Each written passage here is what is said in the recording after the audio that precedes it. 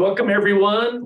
My name is Todd O'Hare. I'm the president and CEO of the Montana Chamber of Commerce. Charles Robinson, Government Relations Director. We are rolling through this session. It doesn't feel like it, but we're kind of getting to the point where I think we can see the light at the end of the tunnel. I think we can kind of feel some of it here, even yesterday, with some of the bills that are being heard. There's not quite as much activity in the Capitol.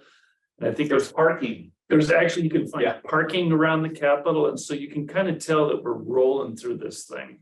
And I suspect by end of next week, it's going to be a lot more quiet up there after next week. So we're going to do just a real quick recap of some of the things that we're watching. And again, this is not the complete list of bills that we are engaged in or watching. We're just going to bring up some of the high points. We're recording this, and at the end, we'll stop the recording. And if any of you have any questions on any specific legislation that you're hearing rumors about, or that you know about specifically that you'd like to know some insight on, you can feel free to ask at that time and not worry about it being part of the recorded version that we send out. So I'm going to touch on a couple of bills, and these are largely related to the education field. I laughed that when I started at the Montana Chamber 4 years ago, I had no idea I'd be spending as much time as I do on education related issues. I kind of figured I'd be spending most of my time on taxes and regulations, but especially with what we've seen going on with the workforce challenge and the challenges that presents to business, we're spending more and more time in education, particularly as it relates to career and technical education and skills, and preparing students for a successful life once they graduate high school, regardless of whether they choose to go through a 4-year university or a 2-year college or straight into the workplace after they graduate high school. We want to be as supportive of those students graduating so that they're ready to go into the workforce, regardless of what their path may take for additional education. So one of the bills that we are in supporting earlier this week on Monday is provides for some alternative teacher credentialing, so that particularly in rural Montanas where we seem to have some problems with some of these sort of things, you could have a licensed plumber practicing in Scobie, Montana, for example, for 30 years without a teacher's certificate, but has all the skills to be able to teach plumbing. We want to be able to give that individual who may be at retirement or wrapping up his plumbing business that ability to be able to go in and teach those sort of classes in a high school. So we went and supported a bill that provides for alternative teacher credentialing, particularly for those sort of current technical education and those sort of skilled sort of workforce pieces.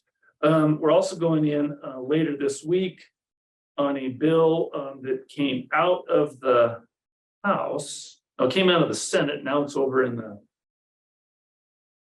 House, I think it is. It's over in the Senate now. It's the financial literacy bill. This would essentially make financial literacy a core requirement for high school students. It's one of the biggest complaints we hear from businesses all across the state, regardless of whether you're talking to somebody that's in construction or high tech, is students having basic financial literacy, understanding how to fill out a W-2 and basic business economics and credit scores. All of those sort of things have an impact on those students when they get into the workplace. And so having some of that basic financial literacy, we think, is one of those core skills that a student should have when they graduate high school. And then I'll also touch on another one that's kind of related to energy.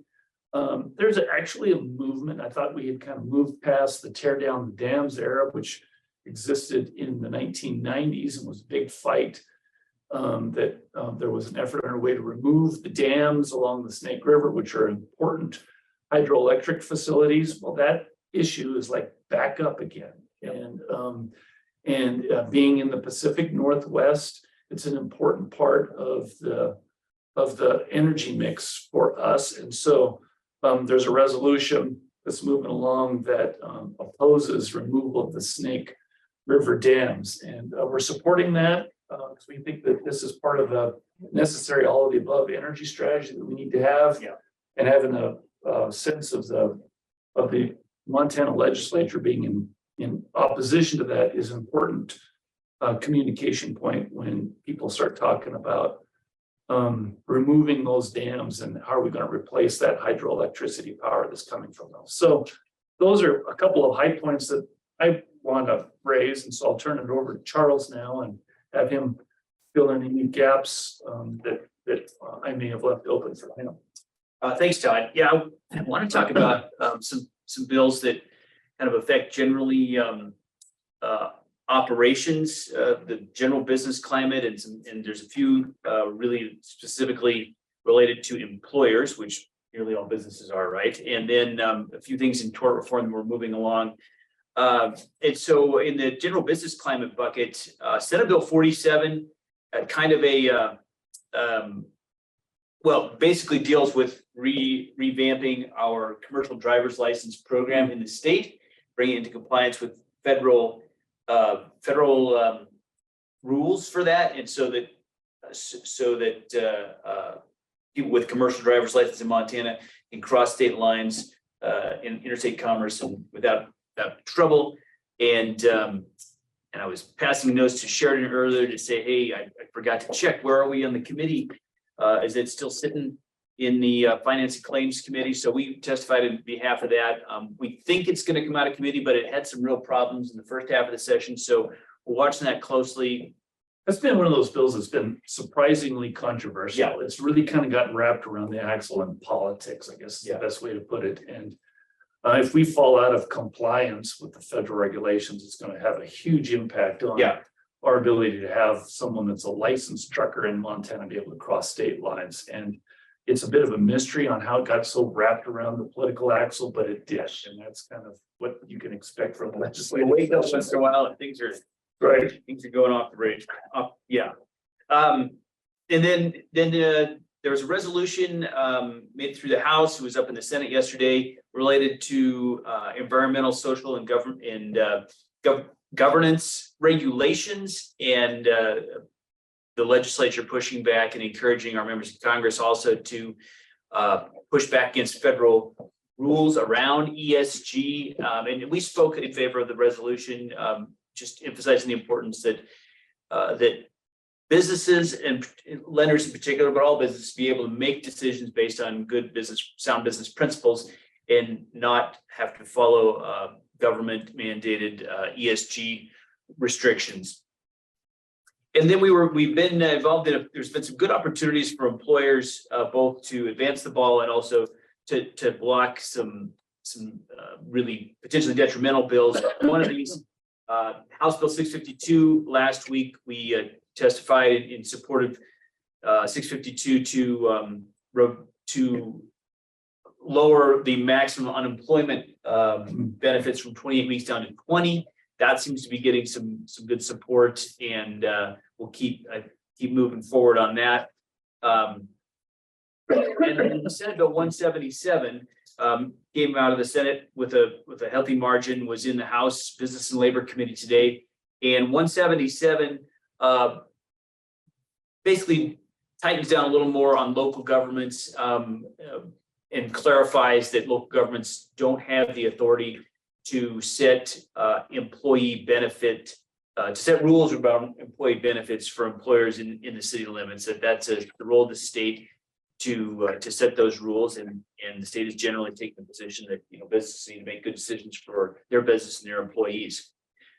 We're also, as you know, if you've been tuning in, pretty active in the tort reform space, and had a good hearing today on Senate Bill 260 to basically to exempt self-insured companies and captive insurance companies, which is an insurance company owned by the business it's insuring, to exempt them from a fair amount of insurance regulation, because those regulations are designed to regulate a relationship at arm's length, contractual, and in this case, that you're owning your own insurance company. Those rules are less necessary and just tie things up, make the process more expensive.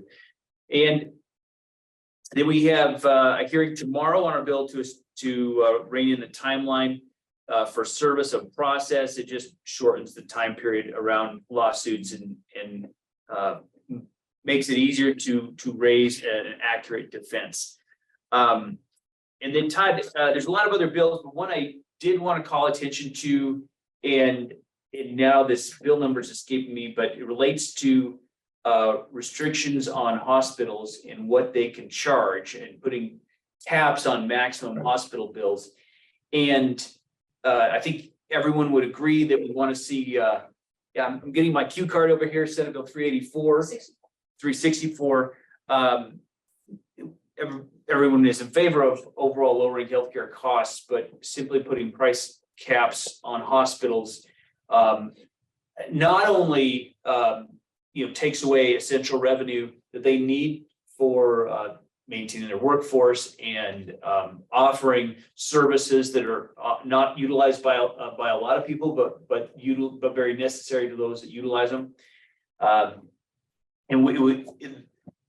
if the bill is passed as it's written now, and we do see some potential, some interest in amending it in ways that would make it pretty workable, more along the lines of transparency. But if the bill were passed as it's written today, you'd see a lot of people having to go out of state for care that's special needs type care, whether it's a premature baby or specialized cancer treatments and the whole gamut. So we're working with hospitals in our membership and looking for ways to address those concerns, because we all want to lower healthcare costs, but we need to pay for what is pay enough to keep everything moving, like any business. Right. I think it's not much different than some of the other challenges that we're facing.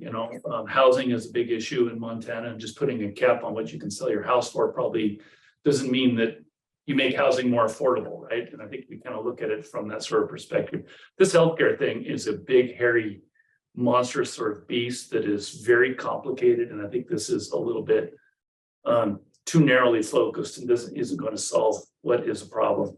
And then I also mentioned too, another bill that we went in support of is there's 2 or 3 film tax credit bills that are moving through the legislature or trying to be moved through the legislature. One raises the film tax credit cap from $12 million to $30 million. There's another one that would take it, I think, to $75 million. And then there's another one that removes the cap entirely. It remains to be seen how much appetite there is with this legislature for tax credits for the film industry. We're supportive of it because we see that it's an important part of diversifying Montana's economy, and we've got a nice little film industry that's happening in Montana. We want to continue to support that. It's another one of those sort of industries that creates good opportunities and good options for kids that are coming out of high school today. And so, we touched on a number of bills here that we're supporting, and then there's a whole host of bills that we come in and oppose because we see them as bad for business. And our intent here with this update on a weekly basis, just kind of hit some of those high points and then see if there are any sort of questions on anything that we have brought up or we didn't miss. I will also say too that there appears to be something moving in the process here that takes a whack at this affordable housing issue. And we're going to wait to see what some of the details are. There's a lot of conversation around what can we do to address affordable or attainable housing is probably a better way to put it.